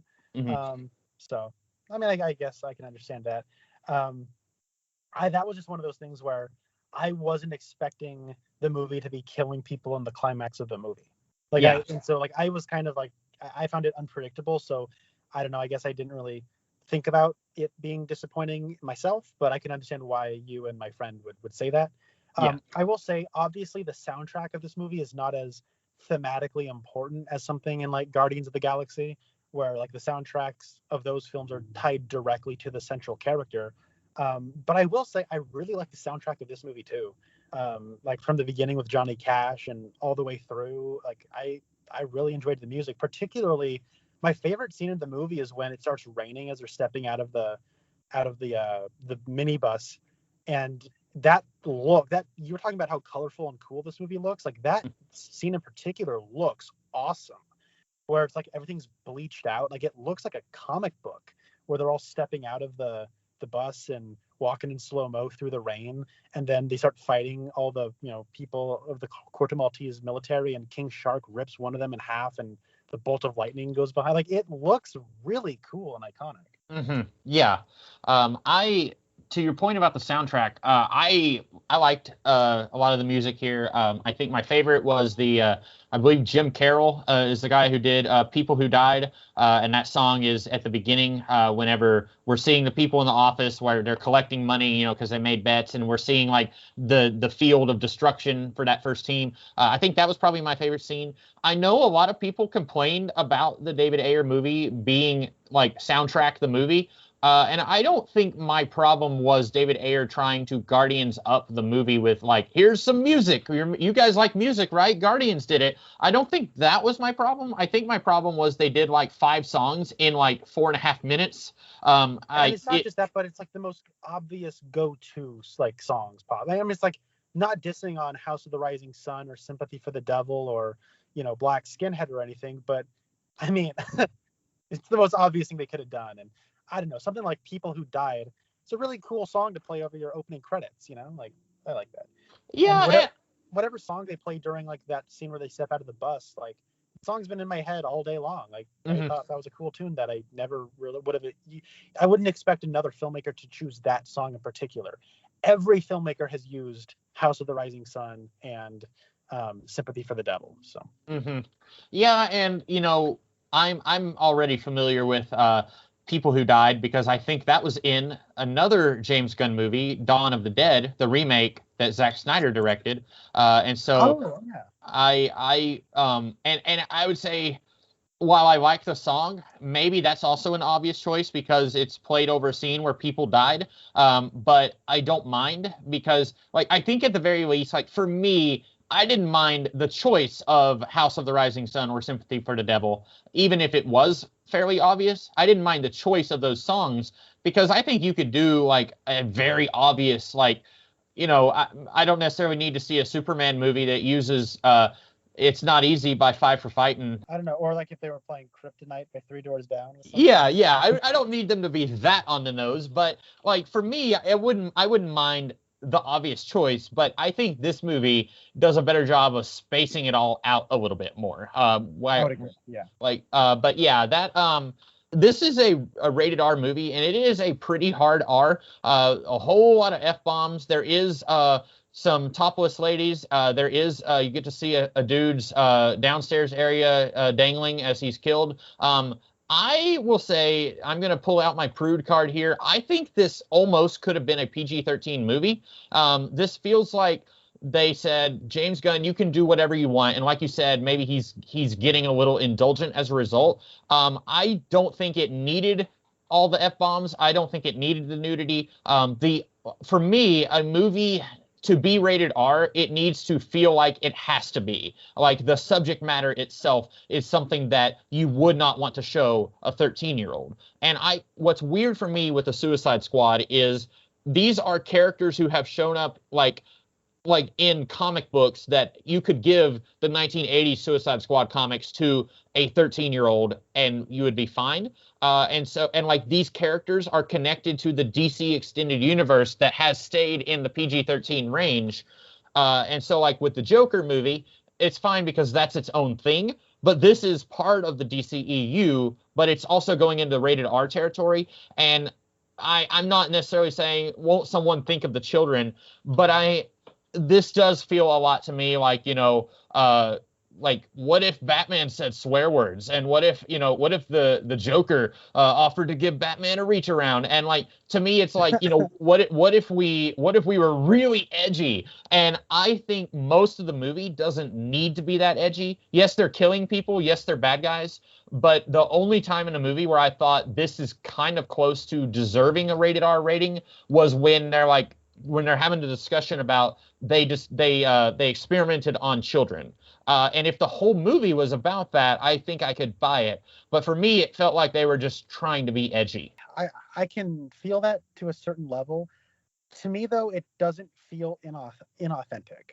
And I don't hate the Deadpool movies, but those to me feel like what you're talking about, where we made it rated R for the sake of making it rated R, and give us an award because we put some swear words into a superhero movie, and nothing about those movies feel like they need to be rated R. But in the case of this, though, like it just feels like natural to James Gunn's voice as an artist to make movies that are like this. And I don't know, like it's one of those things where I don't have a formula for how something can feel authentic or not. It's implicit, where it's something I pick up on. So I don't know, like for me, I didn't necessarily have like the sort of edgelord element that you may have picked up on here and there, but I can see why somebody would. Yeah, and it, like I said earlier, that alone didn't break the movie for me, but I think it sounds to me like going through this podcast, it sounds like I was more into this movie than what I feel like I was. I didn't hate the movie, but there were things I didn't like, and I think I've mentioned all of that. But for me, when you take all of those things that I didn't like, that is what led to me being so lukewarm on the movie. I can see what you're saying. Would you say that this movie is maybe a little bit less than the sum of its parts? Yes, probably. Yeah. Okay, I see. I guess just like quick notes I had left over. I like the chapter structure. Mm-hmm. I felt like that sort of made it feel like a 12 issue run on a comic book. It's like, okay, now this is the issue where we catch up with Harley Quinn on what she's been up to. This is the issue where like the new leader of the Cartoon Maltese government says, bring me the heads of the Suicide Squad. And this is like where they're like on the run and then they get captured and all that stuff. Like, I don't know, like I like that structure of it, and I thought the way they incorporated the title cards was pretty fun. I like that. Yeah, I liked all that too. And it kind of, I know I was pretty down on the Green Knight movie, but it kind of reminded me of the Green Knight, where like here's a weird little here's a tree stump that's been cut in, and like it says the Green Knight across it, and like it would do weird little like almost cartoony chapter titles, like here's some soap suds on a toilet seat. And it says like 3 days earlier or 3 weeks earlier or something. And then like we see Bloodsport is cleaning the bathroom at Belle Reve. And so, yeah, I like all that too. Yeah. Just quick, like no prize observations, I guess, to use a Stan Lee-ism. Mm-hmm. So it's pronounced Belle Reve in this movie, and it was pronounced Belle Rev in the first one. Okay, yeah, I was thinking, I was like, didn't the first movie say it? Because I've always thought it was Belle Reve. And then I vaguely remembered hearing someone somewhere call it Belle Rev. And then in this one, as soon as I said Belle Rev a second ago, I was like, no, wait, it's Belle Reve. That's what they said in this movie. But yeah, you're right. And then also in the first movie, Rick Flag's name is spelled with two G's. In this movie and in the comic books, it's spelled with one G. So Oh. that's just a weird nothing observation that my brother made, and I was like, that is true though. So Maybe in the Suicide Squad 3, Joel Kinnaman is going to come back, but he's going to look like he did in the 2016 movie, and he's going to be like, "Who's that guy? Why is there a gravestone outside with my name on it?" And Amanda Waller's like, "Oh yeah, we cloned you. We gave the other one a slightly different name." that one didn't have the baggage of a relationship with Cara Delevingne. So Mhm. yeah, Here's a question. So this is kind of sort of a sequel because like Margot Robbie is in it and Viola Davis and Boomerang and Rick Flag, but also like there's no mention of June Moon and Deadshot and or any of the other Killer Croc. Like, do you? Katana, yeah. Oh, yeah, she can. What was it he said? She can She. cut you up with one sword stroke like mowing the lawn. I would Oh, advise not getting killed by her. Her sword traps the souls of its victims. I'm always when I try to quote that scene or remember it, I'm just my mind just is filled with I'm a soldier. Like that's the only thing I can remember from that scene. But yeah, I were you at any point asking yourself, where is Katana? Where is June Moon? Like, I don't want those characters here because I like Katana in the comics. She does not need to be in the Suicide Squad movie. I said that Diablo is the least important character. Really, it's Katana, who I don't Oh even. my gosh, they set her up that says if you when she kills people, she traps the souls of her victims in her sword, and she never kills anybody in that movie. Mhm. Yeah, Also, she shows up and she's a part of the Suicide Squad, I guess. Does she have a bomb in her head or not? If not, why isn't this just like a volunteer group of B-list superheroes? Why did you need to get supervillains for this? It's yeah. That movie is so bad. But to answer your question, no.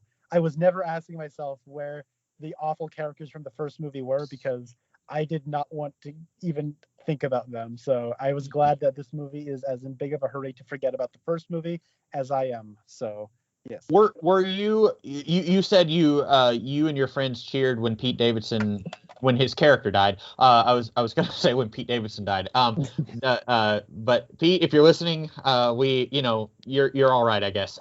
But even though we've all admitted we don't like you. But were you cheering when Captain Boomerang died? I was kind of sad about that. It's like I think the one character that Jai Courtney has played where he wasn't a boring man. So yeah, I don't know. I like Jai Courtney in that role, and so it was legitimately shocking when he died.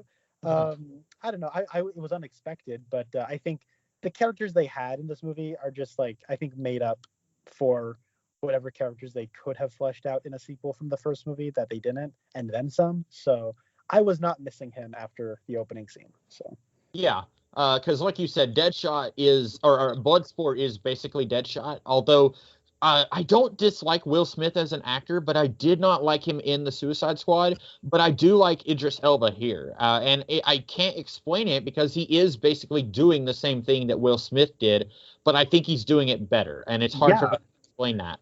I think it's because like Idris Elba is just much more gruff. He looks a lot more weathered, and I think he's just a better actor. Like I don't think Will Smith is a bad actor at all. I just think that he's a movie star, and movie stars generally speaking just play themselves, and that's kind of like why they're movie stars is because they have a very specific persona that they embody, and you get them to play that persona.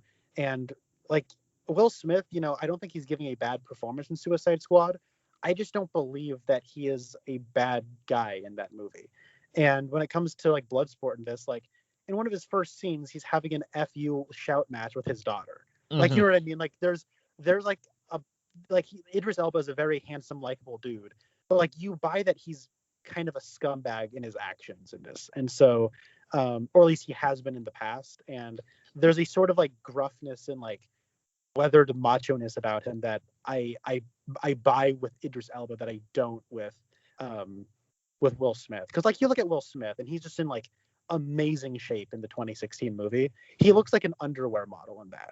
Like you don't have a shirtless scene with Idris Elba in this, but like he has like mercenary muscle, which is to say like he's built and he's huge, but he probably has a little bit of grizzle on him because he's not worried about looking good. He's worried about being as big as he can to take somebody out. Yeah, good point. Bloodsport's mask looks like a xenomorph face. I forgot to say that. It does. I was wondering what it looked like. That's a good call, man. Yeah. And getting back to like characters in this being like characters in the other one, I remember when I first heard that King Shark was going to be in this movie, I thought you already have Killer Croc. Why are you using King Shark? But I'm with you. I like King Shark here, and he's really, I mean, Killer Croc. Basically, his personality was he wants to watch BET.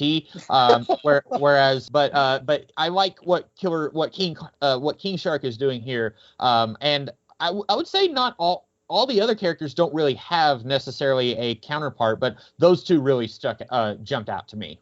Yeah, and like, man, remember how Suicide Squad, the first one, ended, where you have Killer Croc wearing shades as he's watching big booty ladies shaking their butts on BET? Like, wow, somebody put that in a real movie. I can't believe that.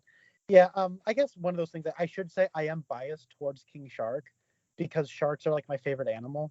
Oh, and he's just a big shark, and I think that's cool. So, isn't there like somebody like a B-list Batman villain or something called like the Hammerhead Shark, where they're basically just a shark man, but it's a hammerhead? I think so. I know there was a character called Orca from the late 90s, early 2000s Batman comics, but I'm sure there is a Hammerhead-ish character. I would love to see a spinoff with King Shark, whether it's him hanging out with the Orca or him being the bodyguard of Aquaman.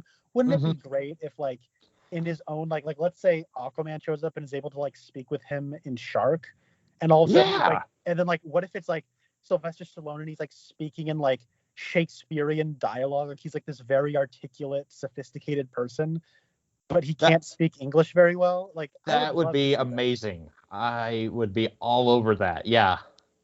Yeah, and I just love Sylvester Stallone, so it's great. It's Sylvester Stallone voicing a big shark. How can I not love that? Yeah, they are going to be doing an HBO Max series for Peacemaker. What do you have any thoughts on that? Like the post-credit scene here is basically, hey, he's alive, and I didn't really like. They're like, yeah, we're going to save the effing world, and I was thinking like, okay, what are you doing? I don't like. I know that he's going to be in a series, but I wasn't sure what the point of that scene was, other than to say, hey, we're doing an HBO Max series. Yeah, no, I feel like that's exactly what they're doing. I know that James Gunn is either overseeing that series or he's writing and directing the whole thing. Look, I like that character in this movie. I'm excited to see what James Gunn has to do. I really want to see James Gunn continue this franchise because I was all about this movie. Like I said, this edged out Shazam as my favorite DCEU movie, which is a movie I really like, but I also kind of see that movie as like the Shazam movie. I see that movie as like more than the sum of its parts. Like it's probably like a 7 out of 10 that I get an 8 out of 10 enjoyment out of. And with this movie, though, like I really feel like with this, James Gunn as a creative force, for me personally, sort of like he's on the radar now in a way that he wasn't before. And like I'm actually like actively excited about the next thing he does. So yeah, and like whether that next thing he does is a Peacemaker show, I'm there for it because I thought that John Cena was hilarious in this. And yeah, Peacemaker, what a joke. So did at one point I couldn't tell if it was Idris Elba's accent and I just couldn't hear it. At one point, did somebody call him Pissmaker? I thought that's what it was to have because like they're at the bar and he's like, "Come on, a little drink could never hurt nobody," and he's like, "Yeah, Pissmaker," because I'm like, that's a funny joke if that's deliberate because if you've ever been out drinking, you know you gotta go regularly. So yeah, it's pretty. I thought that was a joke too, and I didn't know if it was Idris Elba's accent or not. Either way, it's funny. Yeah. So new releases. I'm trying to think of what else is coming. We've got Dune, which I know you're excited for, Connor, and that makes it sound like I'm not excited, but I'm probably not as excited as you are. When is Dune again? That is in December. So that's a few months out. We have Shang-Chi coming at the beginning of next month. That's next month? I thought that was like half a year away. Wow. I know. It's almost like when you shrink the theatrical window to 30 days and are sabotaging the theatrical industry, major studios, and you're truncating your marketing plans to be like a matter of like a month, and so nobody knows to go to the theater to pay money to watch your movie because you're sabotaging the industry, that no one's going to know that your movie's coming out, and then no one will see it, and then there won't be theaters anymore. It's almost like that's what's going to happen. I'm really angry at the studios and how they're marketing their movies and how they're basically destroying the theatrical industry. They're all just going to spend hundreds of millions of dollars on projects that they're never going to see a return on investment for, because they're all pumping content onto their streaming services that people are only going to pay $7 for, or like 1 out of every 15 people are going to pay $7 for a month, and then they will get 15 of their friends the passwords. Like, I'm really angry at how like the streaming service model has been just destroying the industry. So, yeah. But the result of that is you don't know a Shang-Chi movie is coming out in less than a month. So there you go. Yeah. The audacity of somebody to share their social their streaming platforms with their friends.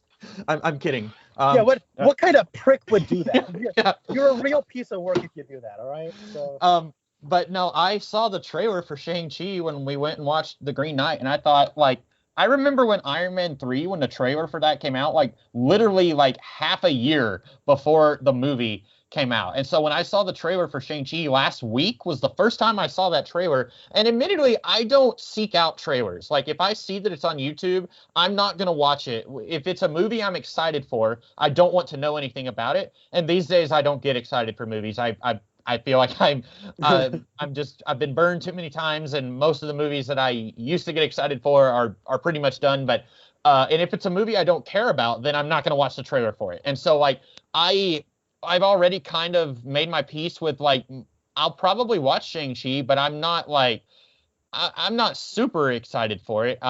I saw Awkwafina is in it, and I hate to say I've never thought that she was funny. And it looks like she's doing more of her thing in that movie. And yeah, well, see, I'll just say this: like I'm with you. When Awkwafina is playing comic relief, I'm thinking, please, no.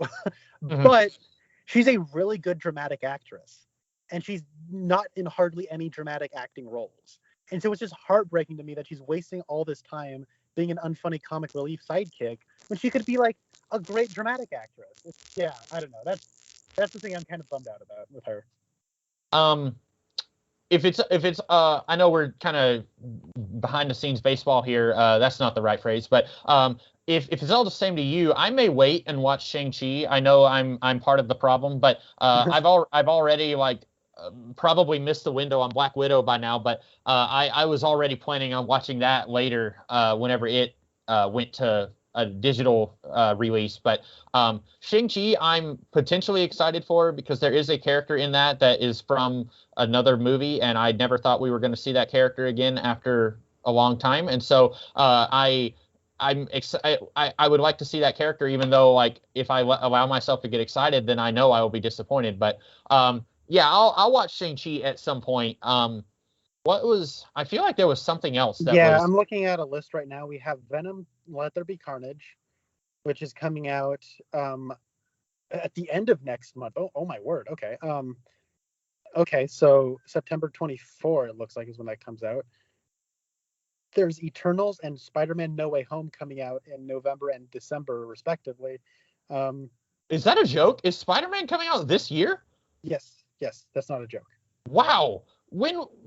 Far From Home was just wow. Yeah. Okay, I'm sorry. Yeah, and then the Matrix. There's a fourth Matrix movie coming out in, I think, December, around Christmas time. There's the new Ghostbusters movie is coming out in November. Yeah, I guess everything really snuck up on us. This if you want to watch the new Edgar Wright movie, Last Night in Soho, I am absolutely going to be watching that. Mostly because it features Anya Taylor-Joy. But then there's also Candyman. They're doing another Candyman movie. So yeah, I don't know. There's a lot of stuff coming up. Yeah, I've never seen any of the Candyman movies. I did see the trailer for that one, and I thought it looked okay. It looks pretty good for like that style of horror movie. I don't know if I'm excited about any of those movies you mentioned. With Spider-Man, I'm not. If it's going to be a multiverse thing, we haven't even seen a trailer for that. How is that possible? Yeah, I know. Well, most people are shocked that we haven't gotten anything from that. Yeah. Okay. But yeah, I know I turned into Owen Wilson there for a minute, but like I literally thought that movie was at least a year away. I did not think like, because in terms of like the MCU, we had Far From Home, and then we didn't get any other movies until Black Widow, and then we get Shang-Chi, and then another Spider-Man. It just seems like there should have been more of a gap between those two movies to me.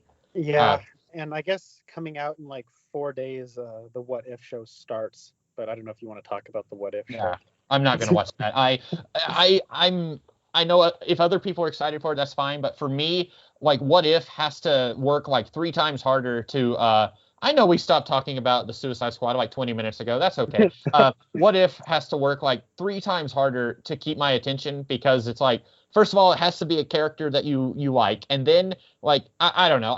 For me, I'm just like, yeah, I don't like the animation on that doesn't look great to me, so I'm probably not gonna watch What If. Yeah, and then I watched the Loki show, so why would I be excited about the What If show? So that's all that we have to say. You'll see us at some point in the future talking about something. My dad is really excited for this Ghostbusters movie. He has been for like a year. Everything that I see about that movie makes me regret that is even going to be a movie that exists, but I'll probably watch it with my dad, and I'll try to keep my opinions to myself around him, because I know he's looking forward to it. I like every time I see like promotional stuff for it, I'm just like, this looks worse every time. Like with there was a creature, you remember me, like they posted a picture of it on Facebook, and I commented, is this a joke? It looked like a blue cartoon potato, and like, I mean, I guess that's kind of like what Slimer was, but this somehow looked worse than Slimer did like 40 years ago. And so like, and then I saw there's little mini Stay Puft Marshmallow Man, and I'm just like, it looks like reference the movie. It looks like, hey, remember Ghostbusters? This is more of the things you know. Did you see the Red Letter Media video where they talk about the teaser trailer? And Jay says, I feel like they're just gonna copy the Force Awakens marketing strategy, where what was the ending of the Force Awakens? It's like the Millennium Falcon flying. You go, whoa! And what's the ending of the teaser trailer for Ghostbusters Afterlife? It's like the Ecto-1. Like driving through the cornfield. And he says, I'm going to call it now. Dan Aykroyd or Bill Murray or whatever is going to show up at the end of the first official trailer and say, Chewie, we're home.